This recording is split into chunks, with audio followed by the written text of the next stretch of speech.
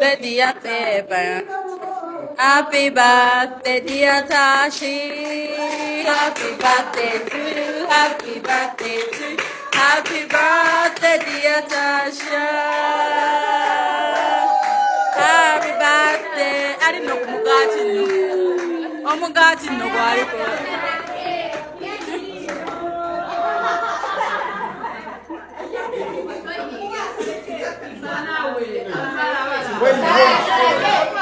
Wait, close your eyes, make your wish.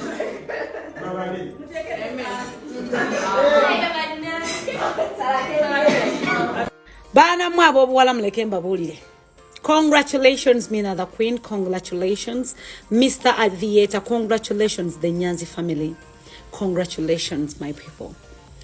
Banange ekintu kye bayita abasajja okujja ewaka official si kyangu. Banange ekintu kye bayita omuntu okulonda mu bangi apronouncing ensi yonna okutegeera si kyangu. Nabagamba tekikiri kukufumba, tekiri kukwoza ngoye. Waliwo omuntu waaba nga akuwuliriramu emirembe. Waliwo omuntu gwosobola okutula naye ku mmeeza ne mukanya bonna bato.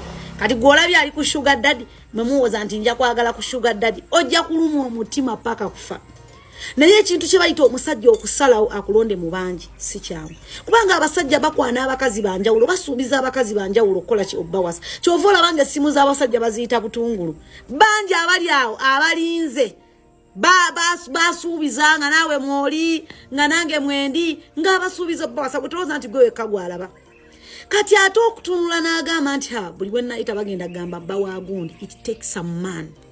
It takes a man okukkiriza. N'agamba nze kanniweeyo abakazi bonna banvaako bakole ki banveeko. Si kyangu okulondebwa mu bangi. Aga Katonda mu ggulu abasajja be mulaba wano mu inbox ba inboxing abakazi abawera ekinaana naye okukulembeza si kyangu wadde n'olunaku n'olumu.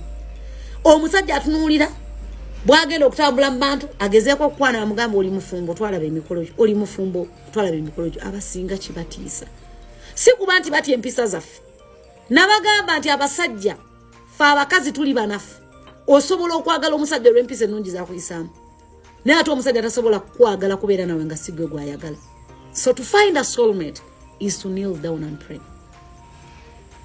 Ebintu by'okola naye by'omukolera yasiima naye era oba okiraba era mu maaso g'omuntu oba okiraba.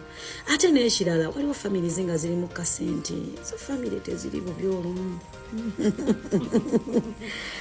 Temwerabira kitegedde baana abo family zaabwe zikwatagana mulimu ne kasente. N'ekirala ne butya bw'oyimiridde mu maaso g'omwami oba omulenzi gw'oli naye. Oyinza okuba nga wooli naye nga mu butuufu naawe ebikolwa byo tebimuzzaamu maanyi. Nawuliddeko ekikazi ekimu ekigamba nti Mina the Queen si mukazi mukozi. Mina the Queen ewaabwe balina ssente yonna oyagala akole ki? Gweoyagala abeere nga gwe yazaalibwa mu kibayi ky'embizzi omugagga wa kuno ddo. Oyagala afaanane nga gwe yazaalibwa mu kibaya ky'embizzi. Mutandika okwegendereza abantu be mwemanyiiza. Nabagamba fuba okulaba nga eyakuyitako oba akususseeko omutunuulira butunuulizi.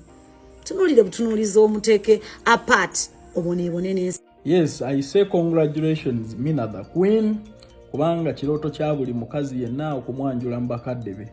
Naye ekibuuzo kiri nti ddi kyamagezi nnyo era kyamakulu nnyo okusooka okukola ne patanawo ne mu generating wealth.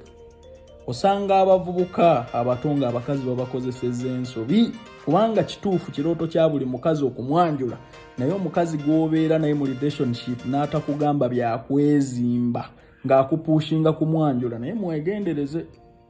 However babakazi toyinza kukigaana cause it's their dream.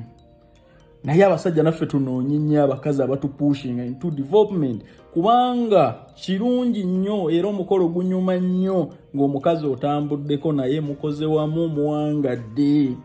Je mikolo si bino twakeeraba olw'okuba njagala okusanyusa bano na bano nafunye omubeezi.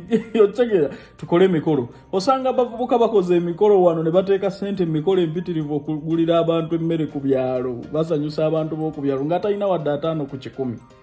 Okyakuba kyeyo naawe ng'oteeka ssente mu mukazi. However tosobola kumanya buli omu n'enkimanyi nti waliyo abavubuka abali eyo.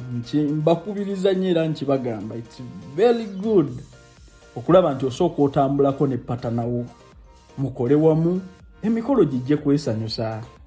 Ekigere n'abakadde baagala nnyo tutambuddeko wamu gagga tubulina tukoze tusoose ne tukola ebitugasa nga ffe then kati tutandika okusanyusa abalala. Kyamakulu bamanya bawala bangi mujja ku papa gundi bamwanjudde no kyokola kye kituufu musooke mwezimbe ne bbaawo musooke mukole wamu musooke mwetegeere si bino ebyebbugumu toyina wadde 5 ku 10 toyina nakyogenda kulya nkya sente ze wandikozeemu business ze wandizimbyemu akayumba ozikutte mbugenda kwanjula mukyala weva kirungi naye tusooke tukole wamu twetegeeze ne ba partners.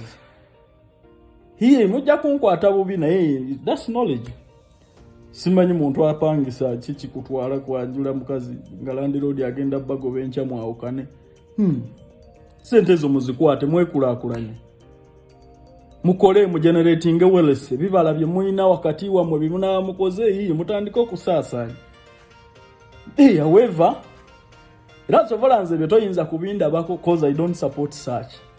Bafubuka bato sente zibandiziza mu bintu ebyokwekulaakulanya olwokuba yafunye omukazi omweru jjo mbwadde mu byokola emikolo. However, kirungi era mba congratulating naye sikiririza nnyo bavubuka bato sente butazizza mu business ne bazizza mu mikolo kozi mbalabye banja babibeeramu ne bamala ne baawukana.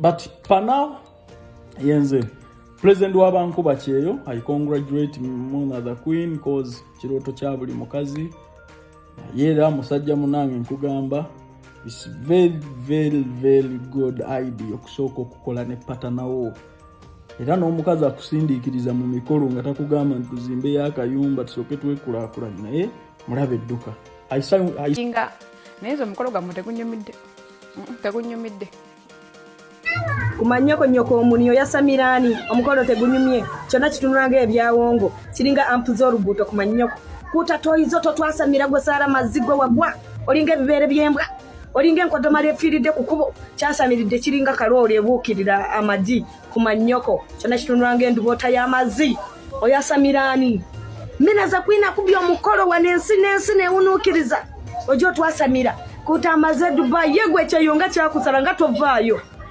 bawe yaliyo sente zonna nazimalako okyayiiya sente endala kyasamiridde kiringa kye bapamidde mu kamwa gonna gulinga kondomu enkozeseeko ku mannyoko amazzi amakabwemu enkuba kyasamirire mukalo tegunyumidde kyonna kiringa amazi g'ekipooli ku mannyo